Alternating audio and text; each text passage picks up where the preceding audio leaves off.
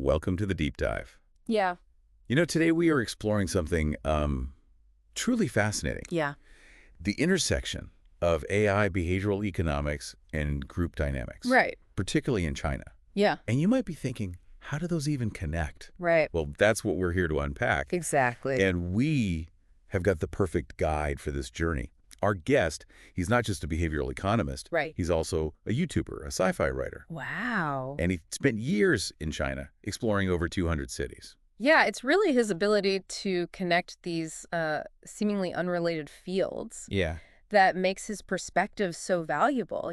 We're talking about understanding the very software that drives human behavior. Right. And how AI might be rewriting the code. Yeah. Especially in a place as complex as China. The software that runs us. I love that. So for those of us who haven't really delved into behavioral economics, could you break that down a bit? Yeah. What exactly IA is this software we're talking about? Imagine you're at the store and there's a sale on your favorite snack. Oh. Great.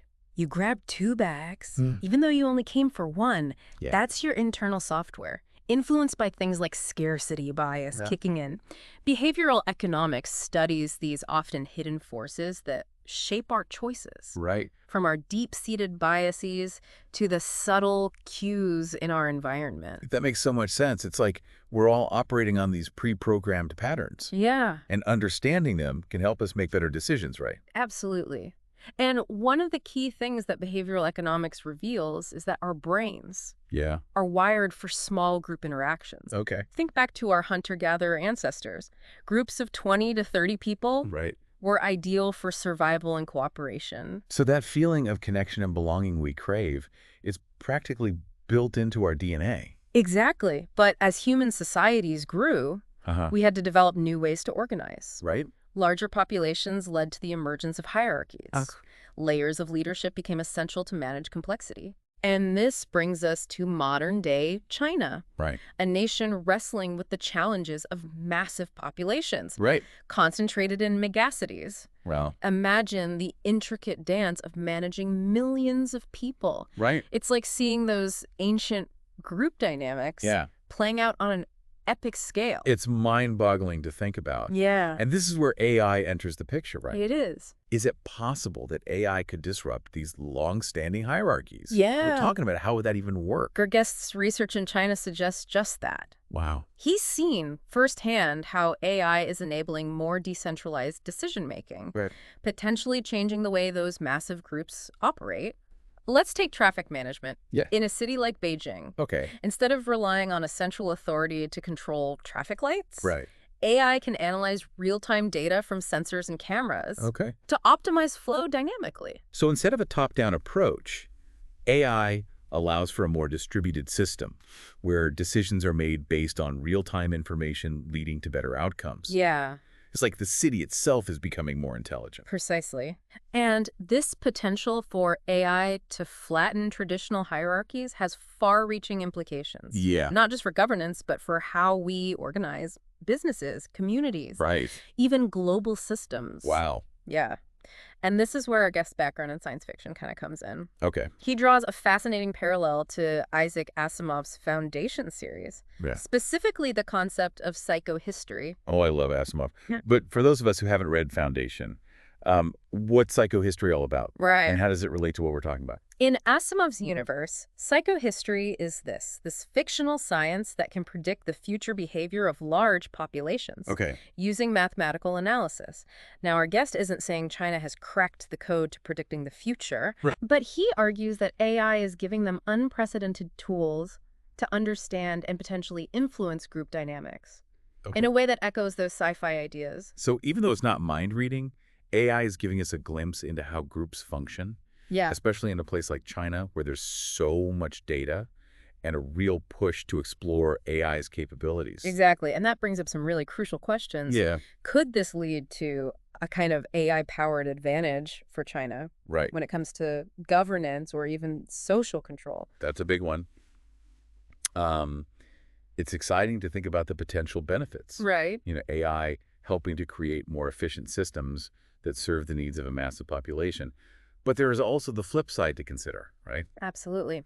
As AI evolves, we have to be mindful of the potential downsides. Right. Things like privacy concerns Yeah. and the possibility of these tools being used in ways that restrict individual freedoms. Yeah. It's a delicate balance. It sounds like understanding these group dynamics is crucial, not just for people in China, but for everyone. If AI is going to be shaping how we operate in groups, whether it's at work in our communities or even on a global level, Yeah. we all need to be aware of what's happening. You hit the nail on the head. The implications of AI on group dynamics are far-reaching. Right. Think about the workplace, for example. Yeah. We're already seeing the rise of AI-powered platforms that help manage remote teams, enabling people from all corners of the globe to work together seamlessly.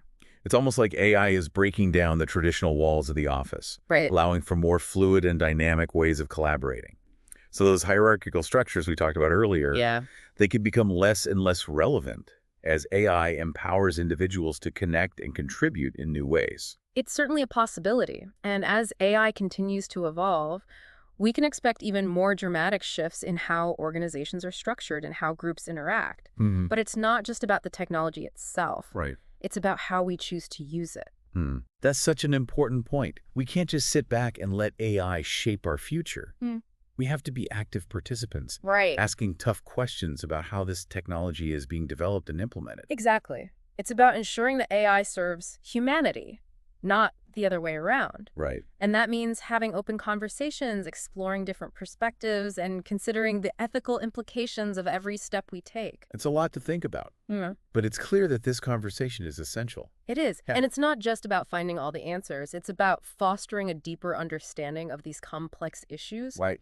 and encouraging people to engage with them critically.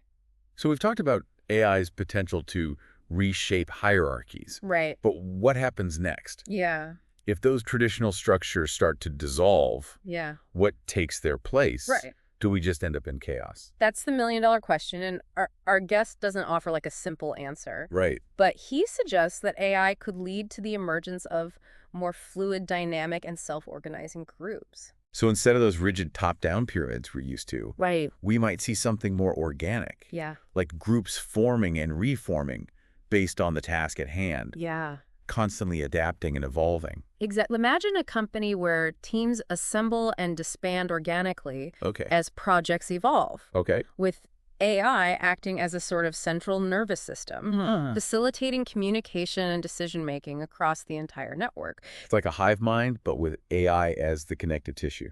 That's both fascinating and a little bit unnerving. Yeah. Are there any real-world examples of this kind of thing happening already? We're seeing the early stages in some industries. Okay. Think about open source software development, Right.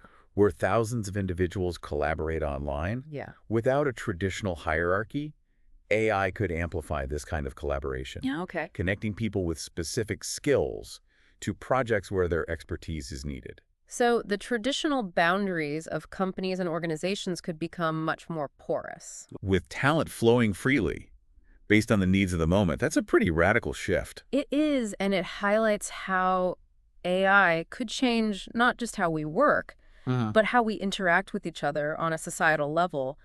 What happens to our sense of community or belonging Right. in a world where groups are constantly forming and dissolving? Right. These are the kinds of questions we need to grapple with Right. as AI becomes more integrated into our lives. It's a lot to wrap our heads around. We've covered so much ground in this deep dive. Yeah. From the software that drives our behavior Right. to the potential for AI to reshape the very fabric of our societies. Yeah. It feels like we've only scratched the surface, but it's been an incredible journey. I agree. And what I find most exciting is that we don't have all the answers. Right. We're on the cusp of a technological revolution, Yeah. and the future is still being written. That's what makes it so important to have these conversations, to explore different perspectives and challenge our assumptions. We can't just passively observe as AI shapes our world. We need to be active participants in shaping the future we want to see. I couldn't have said it better myself. Right. It's about understanding the forces at play, both technological and human, and using that knowledge to create a future that benefits everyone. Well, a huge thank you to our guest for taking us on this deep dive into the intersection of AI, behavioral economics, and group dynamics. Thanks for having me. And thank you, dear listener, for joining us on this journey of exploration. Keep those brains buzzing, and we'll catch you on the next deep dive.